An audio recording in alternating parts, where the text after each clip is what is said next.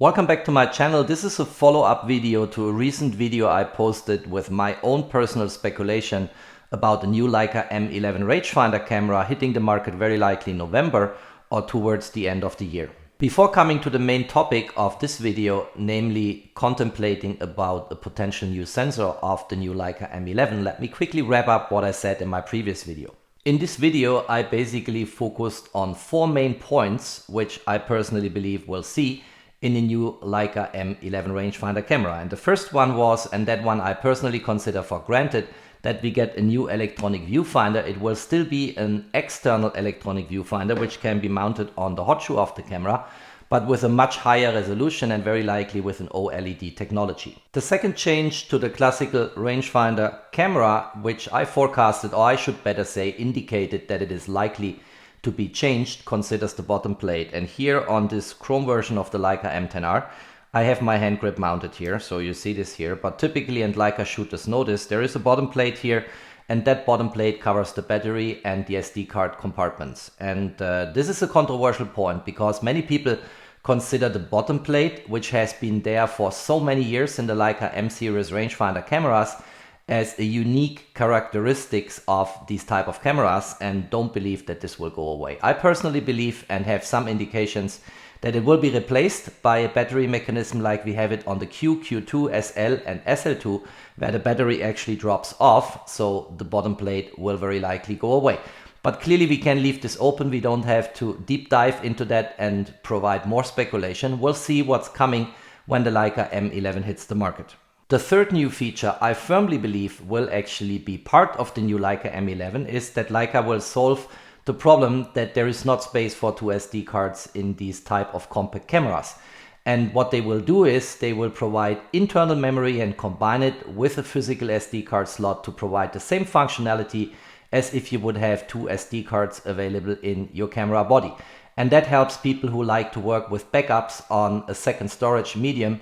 And I think that is a very good feature, and I personally believe it will materialize. And the fourth point, which is the most controversial in the comment section below my video, concerns the potential new sensor of the Leica M11.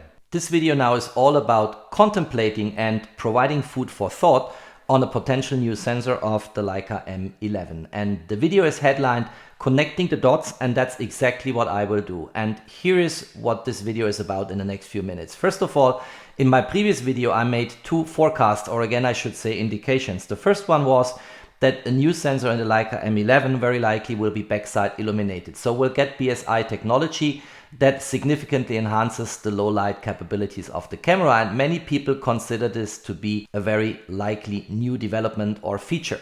So it's not a controversial point. But the second point I made concerned the resolution of the new sensor.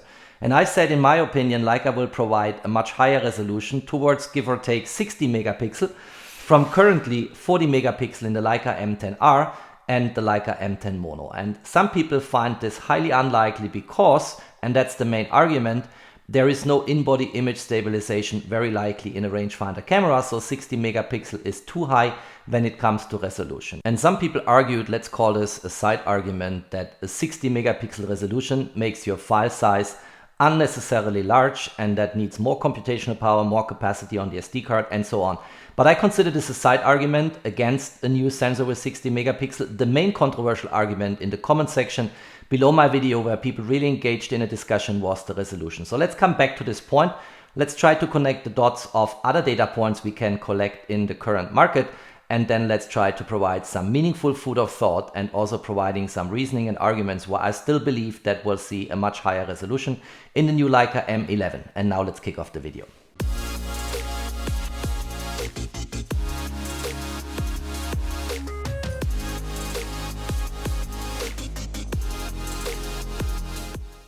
The first argument against a higher resolution sensor in the new Leica M11 was the controversial discussion about higher resolution versus no in-body image stabilization. And in order to get our hands on this, let's open up the Leica M10R to get a glimpse at the sensor.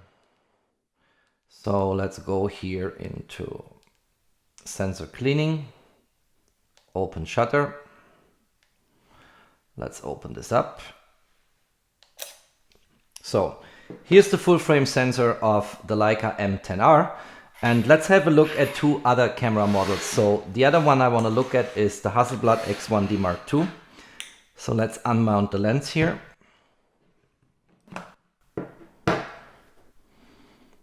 And let's put this aside with the Leica M10R. Let's get them a bit closer here. So first of all, here we have a cropped medium format sensor, and the crop factor between this sensor and the full frame sensor on the Leica M10R is 0.79. The Hasselblad X1D Mark II here has 50 megapixel in the same way as the X1D, so its predecessor, and on the M10R we have 40 megapixel. Now the Hasselblad X1D Mark II and the X1D, in contrast to the Fuji GF X100 and 100S, do not have in-body image stabilization. Nevertheless, the resolution is significantly higher than what we have on the Leica M10R. Here is a first proof of concept that you can have a highly professional, highly successful camera model without in-body image stabilization, but significantly higher resolution than what you currently have on the Leica M10R, which is the top model in the Leica M Rangefinder series cameras when it comes to resolution. But let's take this now to a completely different level. Let's put the Leica M10R and the Hasselblad X1D Mark II aside, and let's have a look at this beast here. So this is the Phase 1 IQ4, and it's mounted here on the XF body, not the XT body, which has perspective control or shift functionality. And that is probably the most professional and also one of the most expensive cameras you can actually shoot. It's really a tool for professional photographers who need high resolution reserves, and if mounted on the XT body instead on the XF body, also need shift functionality, in particular for architectural shots. Now let's have a look at this sensor here. So let's get this assembled. Let's put the camera body aside and let's get this sensor in perspective here. So let's put them now again side by side. Let me try to arrange this here so we all see what I'm talking about. And maybe we should order them also with respect to size. So let's get the Phase 1 on the left hand side here. Then we come with the Hasselblad X1D Mark II. And then we come with the Leica M10R. Looking at these three sensors, we have huge differences in terms of size, because the IQ4 sensor is 1.5 times larger when it comes to the area of the sensor than the sensor we have in the Hasselblad X1D Mark II. So 1.5 times larger than the sensor here on the Hasselblad side, and the IQ4 sensor is 2.5 times larger than what we have on the full frame side in the Leica M10R.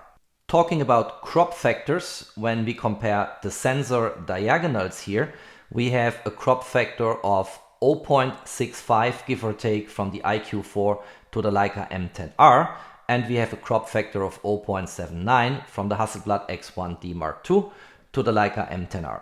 Talking about resolution, on the M10R we have the well-known 40 megapixel, no image stabilization in the camera body. On the Hasselblad X1D Mark II we have also no in-body image stabilization, but we have 50 megapixel, so already significantly higher resolution than what we have on the Leica side. And on the IQ4 we also have no in-body image stabilization, but we have 150 megapixel of resolution here.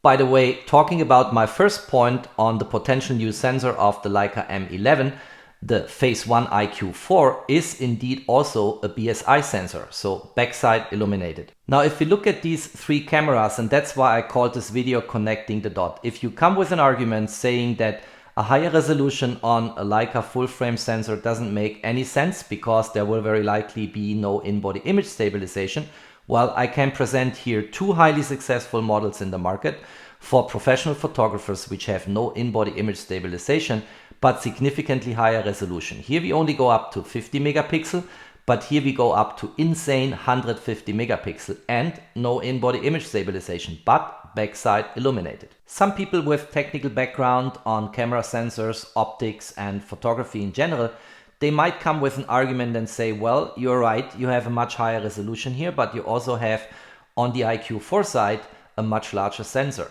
And it should actually be easier to shoot a higher resolution on a larger sensor than it is to shoot a higher resolution on a smaller sensor. And I think that's a fair argument because the magnification on the larger sensor is actually lower than what you have on the Leica sensor here.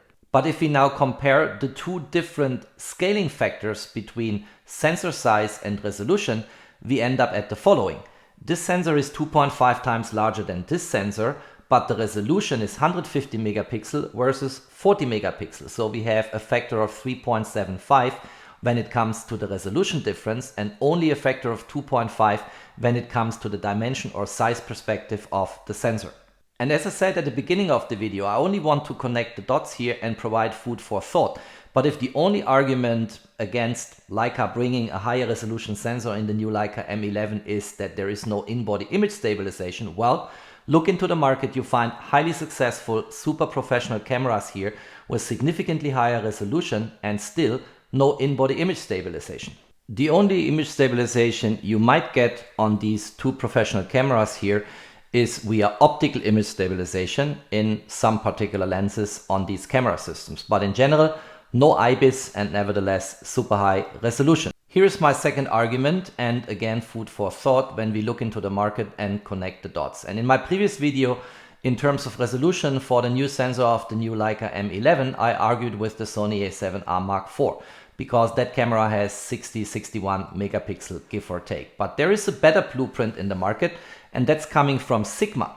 And Sigma just recently introduced the new Sigma FPL camera, and that camera has 61 megapixel, again no in-body image stabilization. By the way, only electronic shutter, no mechanical shutter, which is not what I would foresee for a rangefinder series camera, but nevertheless 61 megapixel and no in-body image stabilization. And here is now, I think, a very strong argument. Everybody knows in the Leica community that Leica, Panasonic and Sigma cooperated on the L-mount alliance. So that's the mount for the Leica SL, Leica SL2 and so on, but also for Panasonic S cameras and for Sigma cameras. And they have a strong cooperation. And just recently I posted a video about the new Leica standard zoom for the SL camera series. It's the 24 to 70 millimeter, and this lens has a marking on it which I showed in the video saying made in Japan. And the rumor is very strong that this lens is manufactured by Sigma on behalf of Leica, but has been co-developed between Leica and Sigma. And it's not unlikely that on the sensor front, Leica and Sigma are also cooperating. And since we already have just recently got the Sigma FPL with 61 megapixel and, by the way, a backside illuminated sensor, and by the way, no in-body image stabilization, I think we get a very strong data point by connecting the dots that it is not unlikely that in a new Leica M11, Leica will actually come up with a sensor in the same order of magnitude when it comes to resolution and megapixel. Clearly, what's also thinkable is that we get two different versions of the Leica M11 in the same way as we have a Leica M10, M10P. The M10P has 24 megapixel, and then Leica brought the M10R, and R stands clearly for resolution, with 40 megapixels. So maybe we get a Leica M11 with a reduced resolution and then a Leica M11R with these 60 megapixel we already see on the Sigma FPL and on other cameras in the market, without in-body image stabilization but backside illuminated. That's basically all I wanted to say on a potential new sensor in the Leica M11, connecting the dots with data points we have in the market, which you see here in front of me on the table, and which make it, in my opinion, likely that Leica will introduce a new sensor in a new Leica M11 with a higher resolution. And the arguments we've discussed in the comment section, I think they are reasonable, but there are also strong counter arguments if we look at what's currently available in the market. There is one more thing I want to mention at the very end, and that's shutter speed and ISO and shutter speed relations on rangefinder cameras. And that is something which I hope Leica will solve. And the Leica M10R, like most or all rangefinder cameras, I should say, have a restriction and cannot be shot faster than 1/4000 seconds. And I believe that is sometimes a pain, in particular if you shoot with a fast lens like a Noctilux 0.95 or the new Noctilux 50mm f1.2. And if it is a very bright sunny day, 1/4000 seconds might not be fast enough, and then you need a neutral density filter on the rangefinder camera to actually get your exposure right. And that is something I hope Leica solves with the Leica M11. And there is another point which I pointed out several times on my channel, we have restrictions here, and with increasing ISO, we have less optionality for longer exposure on the shutter speed side. And that is something which I personally find annoying, totally unnecessary.